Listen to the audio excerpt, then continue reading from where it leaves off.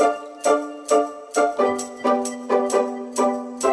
Guys, welcome back to my YouTube channel. और आज हम स्टार्ट करेंगे second part of NCERT exercise chapter 1 real numbers. तो last video में हमने एनसीईआरटी एक्सरसाइज 1.2 कंप्लीट की थी और आज हम इस चैप्टर को कंप्लीट करेंगे 1.3 और 1.4 एक्सरसाइज कंप्लीट करके।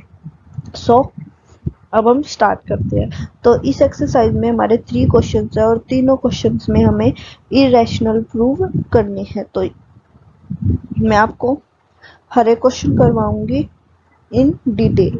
तो अब चलिए अब हम स्टार्ट करते हैं।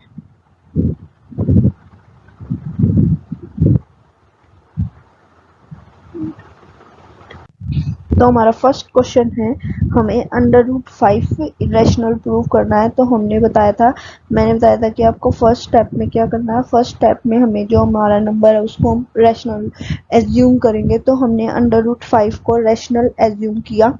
रैशनल एज्यूम किया मीन्स जो हमारा √5 है वो किसके इक्वल हो गया, वो हमारा p/q के इक्वल हो गया।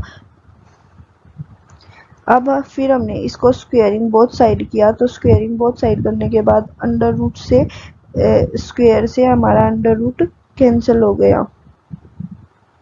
मीन्स ये हमारा बन गया 5 is equal to p² by q square. ये हमारा बन गया। अब हमने इसके बाद मैंने आपको 3 स्टेप बताए थे। √2 हमने प्रूव किया था। अब हम ऐसे ही 5 करेंगे। तो इसके बाद हमने थोड़ा बहुत आगे पीछे किया। अब इसके बाद हमने देखा कि भाई ये तो ऐसे बन गया क्यू² is equal to p² by 5। अब हमने देखा कि भैया तो वो शो कर रहा है, वो हमने थ्योरम पढ़ा था कि अगर कोई नंबर हमारा स्क्वायर को डिवाइड करेगा तो वो उस नंबर को भी डिवाइड करेगा। अब ऐसे कि हमारा 5 जो p² को डिवाइड कर रहा है मीन्स जो 5 है वो p को भी डिवाइड करेगा। इसके बाद अब ये p को भी डिवाइड करेगा तो p को डिवाइड करने के बाद हमारा कुछ ना कुछ तो आंसर आएगा ही। तो जो हमारा आंसर आएगा उसको हम एमलेट कर लेते हैं। तो उस आंसर को जब हमने एमलेट किया तो हमारा आ गया p/5 is equal to m। इसके आने के बाद जो हमने इधर उधर किया तो हमारा बन गया p is equal to 5m। तो जो हमारी इक्वेशन थी जब हमने हमने क्या किया, इसमें p की वैल्यू को पुट किया तो हमारा आया q² is equal to 5m² bye 5। अब 5 का स्क्वायर होता है 25m² बाय 5 मीन्स ये क्या बन गया हमारा कटने के बाद q² bye is equal to 5m²। अब हमने इसको फिर से इधर उधर किया तो हमने m² की वैल्यू निकाल ली। m² की वैल्यू निकालने के बाद हमारे पास वैल्यू आई q² बाय 5। अब ये भी फिर से वही बन गया। तो अब हमारा देखो 5 क्यू को भी डिवाइड कर रहा है और 5 p को भी डिवाइड कर रहा है। लेकिन हमने स्टार्टिंग में लिखा था कि जो p और q है वो तो को प्राइम्स है मीन्स वो तो डिवाइड कर ही नहीं सकते। इसलिए जो हमारे p और q है वो को प्राइम नहीं है और हमारा जो एजम्पशन है वो रॉन्ग हो गया। Hence √5 is a irrational number. तो ऐसे हम इन क्वेश्चंस को सॉल्व करेंगे। ये मैंने स्टेप वाइज इसमें लिखा हुआ है। तो आप अगर ऐसे लिखेंगे स्टेप वाइज तो आपके फुल मार्क्स आएंगे। अब हम अपने सेकंड क्वेश्चन की तरफ चलते हैं। इसमें देखो हमें 3.3 प्लस 2 √5 को इरेशनल प्रूफ करना है। ये इससे भी ज्यादा इजी है जो हमारे √5 है। इसमें हमने देखो 3 प्लस 2√5 को हमने रैशनल नंबर ले लिया मीन्स वो p/q के इक्वल हो गए। अब हम इसको इधर उधर लेके जाएंगे। जो 3 है वो इधर प्लस में है तो इधर आके वो माइनस में। अब ऐसे ही जो हमारा 2 है वो इधर √5 के साथ ऐसे है 2 √5 मीन्स जो 2 है वो 5 के साथ मल्टीप्लाई में तो इधर आके वो डिवाइड में मीन्स वो हाफ बन गया क्योंकि वो डिवाइड में हो गया। अब ये ऐसे हो गए √5 इज इक्वल टू 1/2 p/q -3। ये ऐसे है जो हमारा ये नंबर है ये एक रैशनल नंबर है। अब देखो इधर इक्वल टू में रैशनल नंबर है मींस इक्वल टू के RHS में रैशनल नंबर आ गया। तो जो हमारा LHS है इसमें भी रैशनल होना चाहिए, लेकिन जो हमारा √5 है ये तो एक इरेशनल नंबर है, इसलिए हम लिख देंगे, फिर हम लिखेंगे since P and Q are integers thus √5 is a rational number but this contradicts the fact that √5 is irrational, so we can say that 3 plus 2 √5 is irrational। ऐसे हम इन क्वेश्चंस को सोल्व करते हैं। ये उससे भी इजी क्वेश्चंस है, उसमें हमें जो इतना लंबा प्रोसेस करना पड़ता था वो इन क्वेश्चंस में नहीं करना पड़ता। अब हम जाते हैं अपने थर्ड पार्ट की तरफ। इसके हमारे 3 पार्ट्स हैं, मैं आपको 1 पार्ट सोल्व करवा दूंगी और बाकी के पार्ट आप PDF से देख सकते हैं या फिर खुद ट्राई कर सकते हैं। तो हमारा फर्स्ट पार्ट है 1/√2। तो अब ऐसे ही हमारा first step, let us assume that 1/√2 is a rational number. फिर 1/√2 P/Q के इक्वल हो गया, मीन्स जो P/Q है वो क्या है, को प्राइम नंबर। यहाँ पे रैशनल दे रखा है, रैशनल की जगह यहाँ पे आएगा को प्राइम नंबर्स। को प्राइम नंबर्स वे नंबर्स होते हैं जिनका जो HCF है वो क्या होता है, 1 होता है। अब ये इसके इक्वल हो गए, मीन्स जो, अब देखो इसमें मैंने डायरेक्ट लिख दिया, मैं आपको दिखाती हूँ। ये हमने जब इसको क्रॉस मल्टीप्लाई किया तो ये कैसे लिखा जाएगा, ये ऐसे लिखा जाएगा √2p is equal to Q। अब जो P है ये √2 के साथ मल्टीप्लाई में है, तो ये इधर जाके क्या हो गया, डिवाइड में, तो Q/P बन गया। अब जो Q/P है ये तो एक रैशनल नंबर है, ठीक है। अब ऐसे ही फिर हम फिर से वही लाइन लिख देंगे, since P and Q are integers √2 is a rational number which contradicts the fact that √2 is irrational, hence our assumption is wrong, 1/√2 is a irrational number। ऐसे ही हम 7/5 और जो हमारा थर्ड पार्ट है, 2 ही पार्ट है इसके, तो उनको भी हम इरेशनल प्रूफ कर देंगे। तो अब हम जाते हैं अपनी एक्सरसाइज 1.4 पे।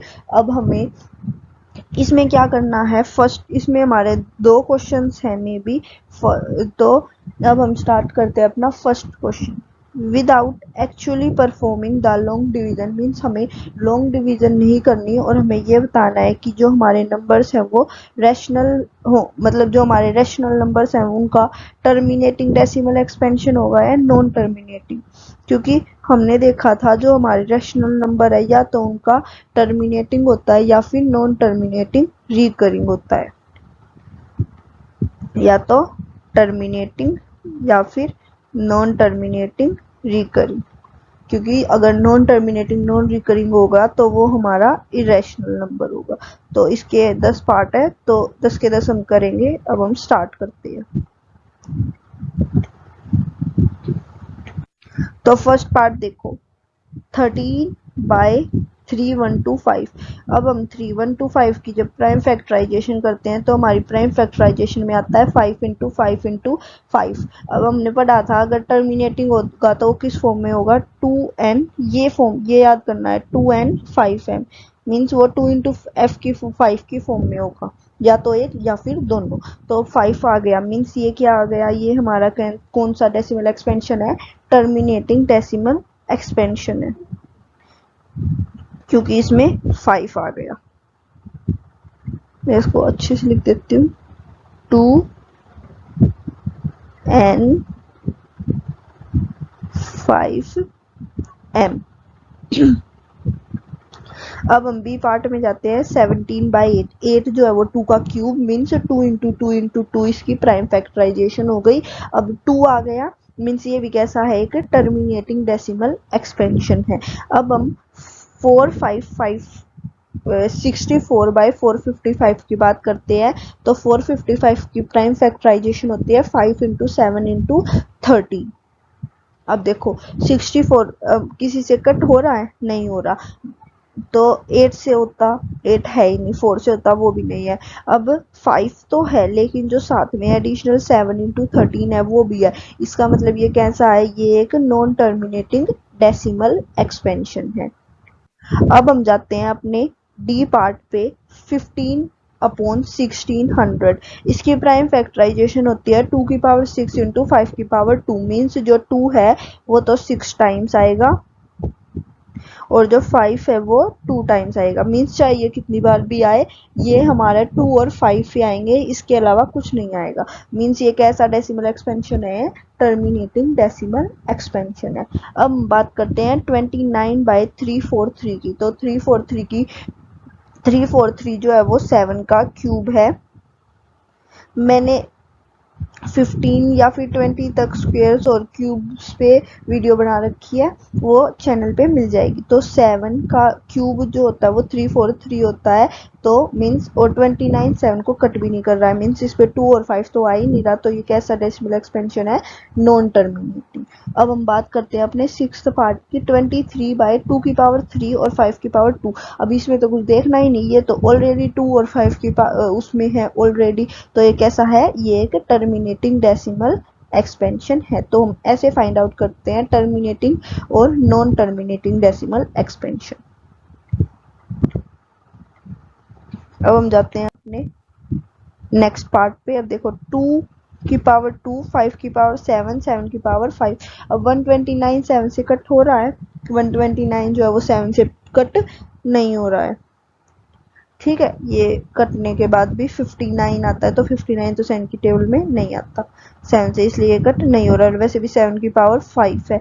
मीन्स ये क्लियरली हमें दिख रहा है ये कैसा है, एक नॉन टर्मिनेटिंग डेसिमल एक्सपेंशन है।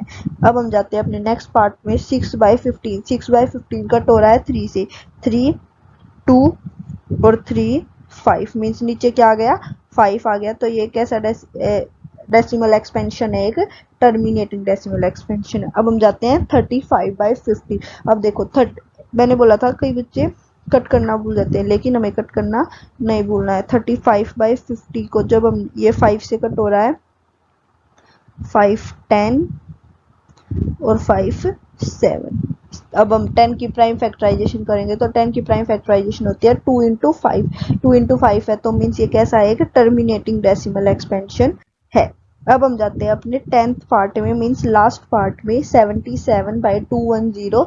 देखो ये ऐसे करके दिखाना है आपको, फिर आपको फुल मार्क्स मिलेंगे। अब देखो 77 को हम लिख सकते हैं 7 इंटू 11, और 210 को मीन्स 37 जा 210 होता है, तो 7 से 7 और 11/30। अब 11/30 है, तो 30 की प्राइम फैक्टराइजेशन 2 इंटू 3 इंटू 5 होती है। अब 3 आ गया, अब 11 से 3 कट भी नहीं हो रहा, तो ये कैसा डेसिमल एक्सपेंशन है, नॉन टर्मिनेटिंग डेसिमल एक्सपेंशन। तो ये आपका फर्स्ट क्वेश्चन था, जिसमें आपको पता लग गया होगा कि टर्मिनेटिंग कैसे फाइंड आउट करते हैं और नॉन टर्मिनेटिंग कैसे। रैशनल नंबर में अगर हम डिनोमिनेटर की प्राइम फैक्टराइजेशन करें, तो अगर वो 2n और 5m की फॉर्म में आएगा, तो वो एक टर्मिनेटिंग डेसिमल एक्सपेंशन होगा, और अगर वो इस फॉर्म में नहीं आएगा तो वो एक नॉन टर्मिनेटिंग डेसिमल एक्सपेंशन होगा। अब हम जाते हैं अपने इस चैप्टर के लास्ट क्वेश्चन पे। तो इसमें हमें फाइंड आउट करना है क्या, देखो following real numbers have decimal expansion as given below, in each case decide whether they are rational or not. देखो इसमें हमें 3 पार्ट दे रखे हैं, इसमें हमें ये बताना है कि जो नंबर्स हैं, जो ये नंबर है, ये रैशनल नंबर है या इरेशनल नंबर है। और अगर वो रैशनल नंबर है तो हमें क्यू की प्राइम फैक्टराइजेशन करनी है। तो अब देखो, अब हम कैसे फाइंड आउट करेंगे। रैशनल नंबर होते हैं टर्मिनेटिंग और नॉन टर्मिनेटिंग रिकरिंग, और इरेशनल नंबर होते हैं नॉन टर्मिनेटिंग नॉन रिकरिंग। तो अब मैं आपको यही बता देती हूँ। देखो ये कैसा है, ये फिनिश हो गया, कोई डॉट नहीं है, तो मीन्स ये आपका टर्मिनेटिंग है। टर्मिनेटिंग कैसा होता है, रैशनल नंबर, और टर्मिनेटिंग होगा तो उसके प्राइम फैक्टराइजेशन कैसी फॉर्म में होगा, 2 इंटू 5। मीन्स इसकी प्राइम फैक्टराइजेशन 2 इंटू 5 की फॉर्म में होगी। तो ये कैसा है, रैशनल, और क्योंकि जो प्राइम फैक्टराइजेशन है वो किस फॉर्म में होगी, 2 इंटू 5 की फॉर्म में होगी। अब इसकी देखो हम बात करें तो ये डॉट डॉट लग गई, मीन्स ये कैसा है, नॉन टर्मिनेटिंग है। तो नॉन टर्मिनेटिंग है, तो अब हम ये देखें कि ये मैच हो रहा है, 120 आ गए भाई, यहाँ भी 120। लेकिन देखो यहाँ एक जीरो ऐड हो गई, यहाँ भी ऐसे ही एक जीरो ऐड हो गई, मीन्स ये कैसा है, रिपीट ही नहीं हो रहा है, ये नॉन टर्मिनेटिंग नॉन रिपीटिंग। और ये कैसा होता है, non terminating non repeating, irrational. Irrational, और इरेशनल की तो हमें प्राइम फैक्टराइजेशन करनी ही नहीं। अब हम इस पे देखते हैं थर्ड पे। अब ये कैसा है, ये बार, इसको जो ये लाइन लगी होती है इसको हम बोलते हैं बार। बार मीन्स ये हमारा रिपीट होगा, इस 9 के बाद 1 से स्टार्ट होके जो हमारे नंबर्स हैं वो रिपीट होते चले जाएंगे, रिपीट होंगे तो ये कैसे हो गए, नॉन टर्मिनेटिंग रिपीटिंग। और नॉन टर्मिनेटिंग रिपीटिंग कैसे होते हैं, रैशनल नंबर। रैशनल नंबर, लेकिन नॉन टर्मिनेटिंग इसकी फॉर्म में नहीं होते, हम लिखेंगे फिर the prime factorisation of q is other than 2 and 5।